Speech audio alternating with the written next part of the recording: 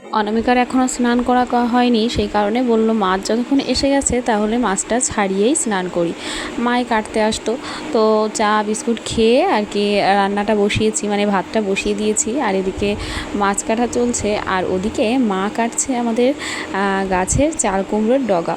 এত সুন্দর ডগা হয়েছে কি বলবো। আর সমস্তটাই এই যে কলের পাড়ের মাথার উপর দিয়ে ঝুলে বেড়াচ্ছে, চালের সামনে দিয়ে ঝুলে বেড়াচ্ছে। তো আজকে বললাম যে কেটে দাও, তাহলে ওই মাছের মাথা দিয়ে আর কি রান্না করা যাবে। তো ওদিকে পাঙাশ মাছ আর বাটা পোনা মাছ নিয়ে এসেছে, সেটা দিয়েই আজকে কি রান্না করা যায় ভাবছি। আর এই দিকে যে সবজিটা, মানে কি বলবো, এই যে চাল কুমড়ো গাছে চাল কুমড়ো হওয়ার নাম নেই, কিন্তু এই ডগা পাতায় এইগুলো খাওয়াটাই বেশ আর কি কাজে দিচ্ছে।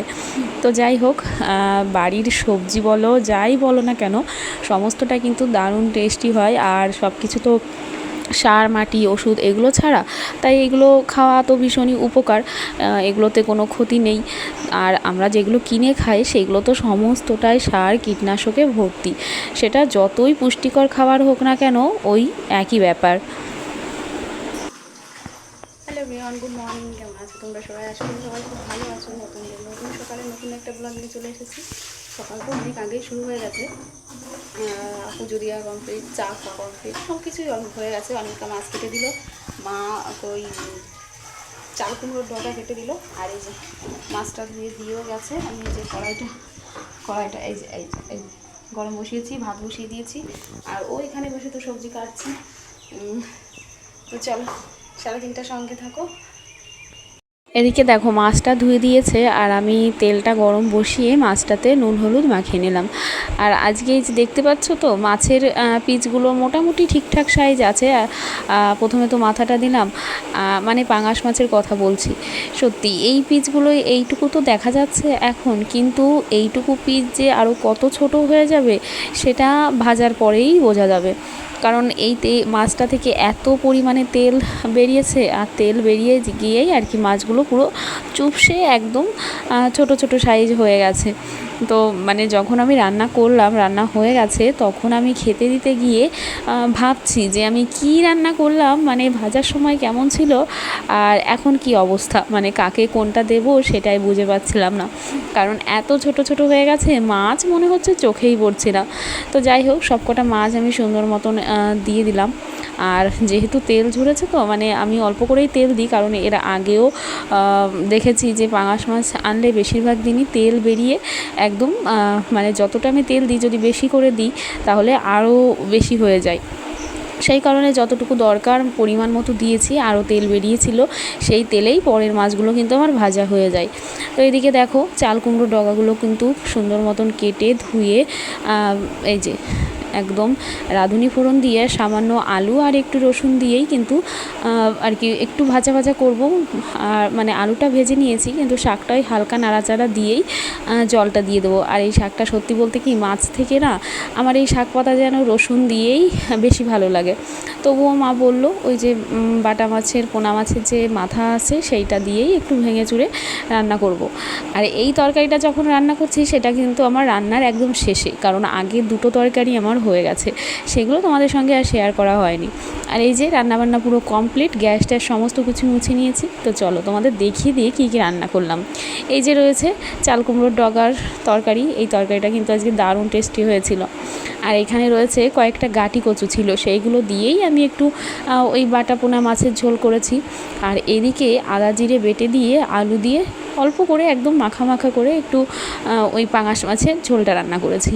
আর আজকের ভিডিওটা এই যে রান্নাবান্না দেখালাম, আর ফোনটা ধরেছি সেই বিকালে। এই যে মা এখন গাছে দিচ্ছে জল, আর আমি এলাম পেছনে। দুপুরের খাওয়া দাওয়া কমপ্লিট, সারাদিনটা তো কেটেই গেল, আমি কোনো ভিডিও করিনি। অনামিকা গেছে হচ্ছে ডাক্তার দেখাতে, সেগুলোও ভিডিও করিনি।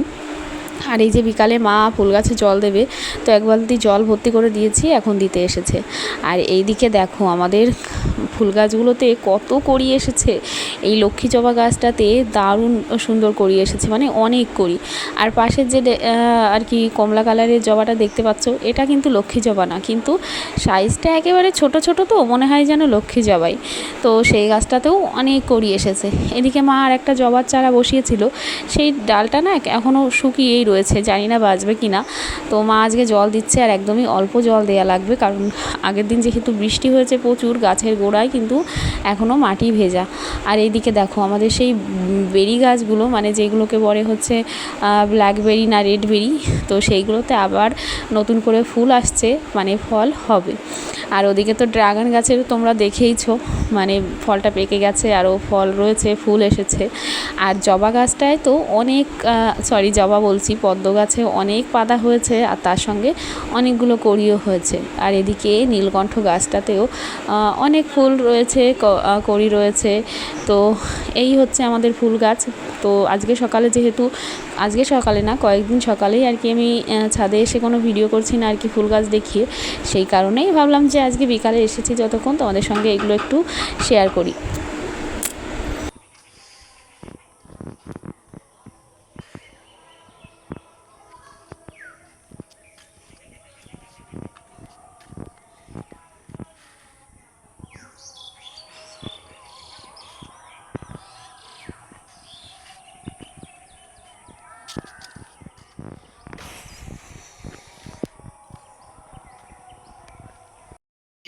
ভীষণ গরম আজকে।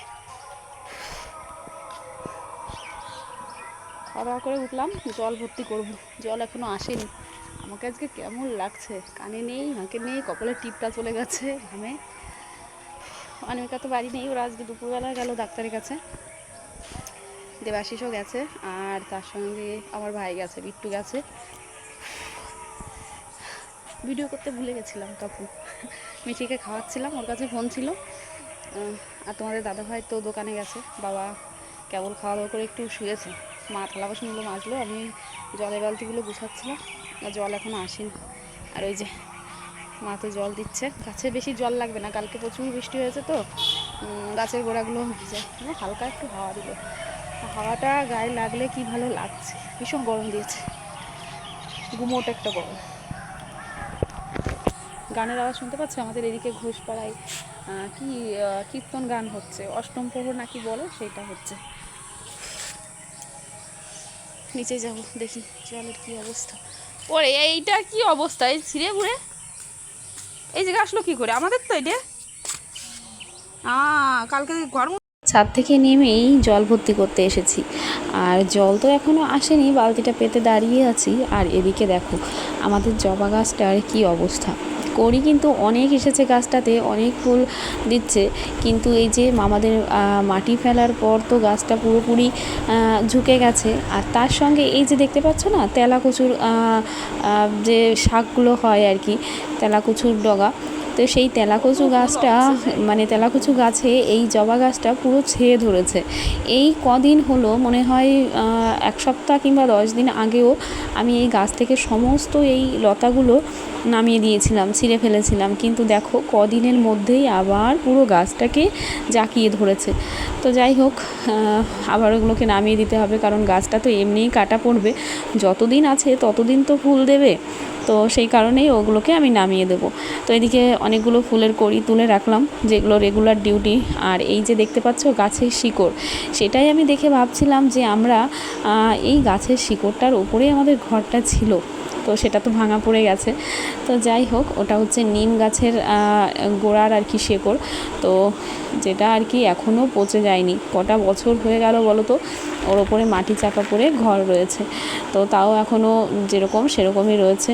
আর এদিকে দেখো কাঁঠালের বীজগুলো রোদে দিয়েছিলাম, সেইগুলো বেশ ঝনঝনে হয়ে গেছে। তো এইগুলোই হচ্ছে এখন রেগুলারের নিরামিষের তরকারি। গায়ে একটু জল ঢেলে, মানে যে নাইটিটা চেঞ্জ করলাম, সন্ধ্যা দিয়েছি, ওই যে সন্ধ্যা দেওয়া হয়ে গেছে। এত প্রচণ্ড গরম লাগছিল কি বলবো, তাই একটু গায়ে জল ঢেলে এখন একটু শান্তি লাগছে।